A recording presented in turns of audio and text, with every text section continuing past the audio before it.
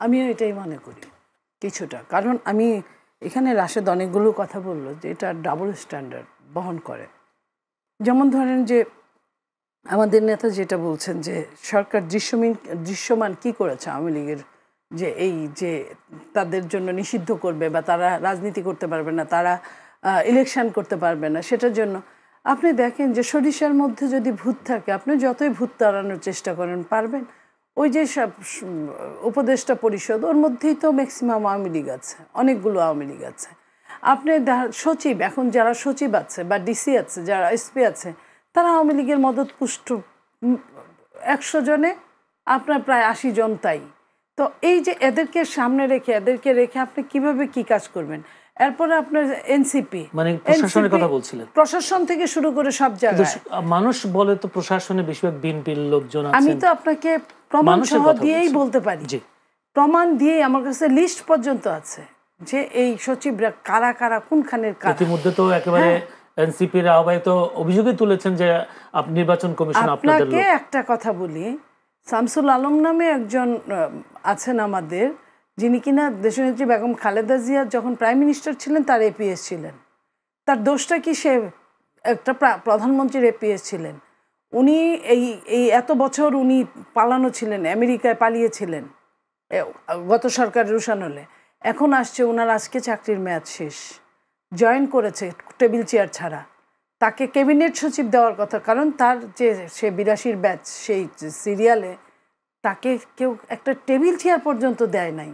এর চেয়ে দুঃখজনক তো কিছু থাকতে পারে না। তাহলে আপনি বলেন যে কোনখানে আপনি বিএনপিকরণ করেছে? আপনি যদি খুঁজেন বিভিন্ন বিশ্ববিদ্যালয়গুলা, আপনি দেখবেন যে এখন যারা দৌরাত্ম্য করছে কিছুটা জামাত করছে, আর আপনার আগের যারা ছিল তারাই।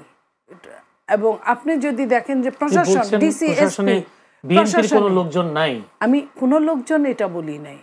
সংখ্যাগরিষ্ঠতা নিয়েই সবসময় এক্সাম্পল হয়, সংখ্যালঘিষ্ঠ নিয়ে এক্সাম্পল হয় না। সংখ্যাগরিষ্ঠ এখনো আওয়ামী লীগ আছে। এবং আপনার শুধু তাই না, আপনার নতুন দল যারা হয়েছে তারা যে মদত পুষ্ট হচ্ছে যাদের দ্বারা, তারা সব আওয়ামী লীগের কাছ থেকে আপনি ওইখানে পয়সা নিচ্ছেন। আমরা ইউনিভার্সিটিতে যখন পড়তাম দেখতাম যে বাম সংগঠনগুলো আমাদের কাছ থেকে যে রুমে রুমে সন্ধ্যাবেলার পয়সা নেয়, আর পরের দিন সারাদিন আমাদের গালাগালি করে আমাদের পয়সা দিয়ে মাইক মেরে। এটা আমরা জেনে বুঝেও দিতাম।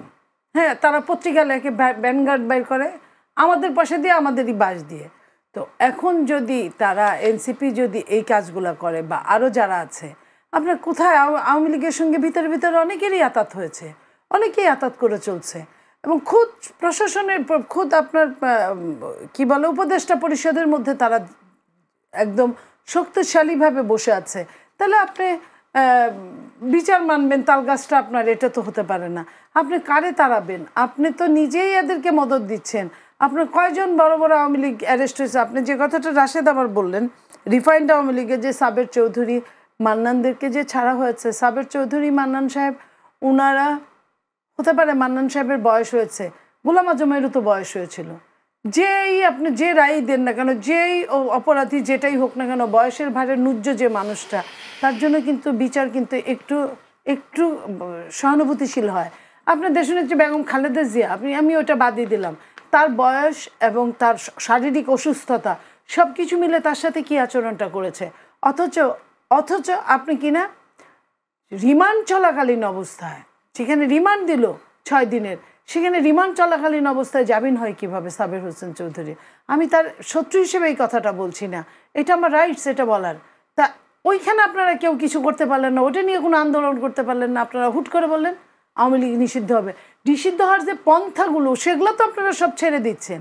আমি যখন দেখি যে এনসিপির চিফের কাছে পাশাপাশি মুখোমুখি 2 জন কথা বলছে, একজন আওয়ামী লীগের সেই আমি আর ডেমিন নির্বাচনের এমপি, একসময় বিএনপির ছিল, তারপরে আওয়ামী লীগে গিয়ে ওই যে ডেমিন এমপি হলো, আপনার কি বলে কি জামান, আপনার ওই যে আরেকের, তাদেরকে যখন আমি দেখলাম তখন আমার কাছে তো প্রশ্ন এটা স্বাভাবিক জাগে যে তার মানে কি আপনারা কিসের জন্য কি করছেন? এবং ইফতার পার্টি থেকে শুরু করে বিভিন্ন লঘুগুলা সহ আমরা যে তাদের খাবারের আইটেমের মধ্যে দেখেছি, আপনি বলতে চাচ্ছেন আওয়ামী লীগের দোসরগুলোকে সবাই স্থান দিচ্ছে, বিএনপিও দিচ্ছে, সুবিধা নিচ্ছে। নো, বিএনপি শোনেন, বিএনপির যেটা কথা হচ্ছে সেটা জেলাওয়ারি, যদি কেউ ব্যক্তিগত জেলাওয়ারি, অনেকেই কিন্তু অনেকের আত্মীয়ও থাকে।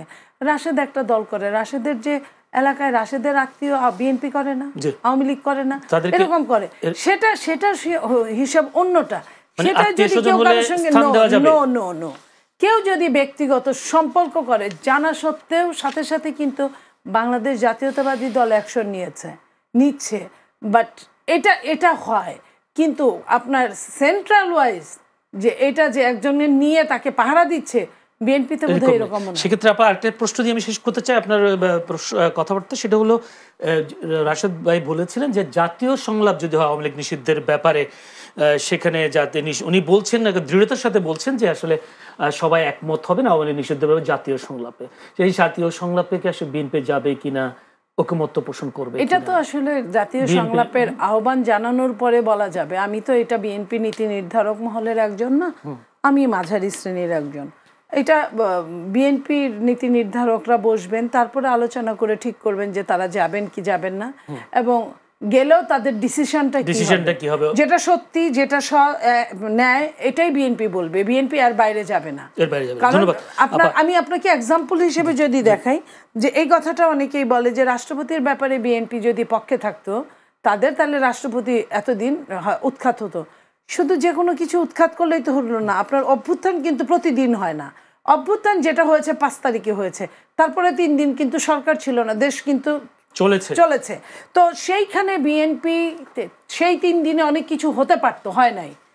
তো যার হাতে শপথ নিল, যিনি একবার না একের অধিকবার শপথ নিলেন, এবং যিনি সব কিছুর সঙ্গে থাকলেন, তাকে আপনি পরবর্তীতে কোনো, যেখানে স্পিকার নাই, যেখানে সংসদ নাই, যেখানে এমপিরা শুধু পালাইছে তা না, বায়তুল মোকাররমের খতিব পর্যন্ত পালায় গেছে, সেখানে একটা রাষ্ট্রপতিকে কিভাবে আপনার ইমপিচমেন্ট করে? ইমপিচমেন্ট করার জন্য যে কজগুলো থাকতে হয় সংবিধানের, 72-এর সংবিধানে, তার একটা উপস্থিত ছিল না।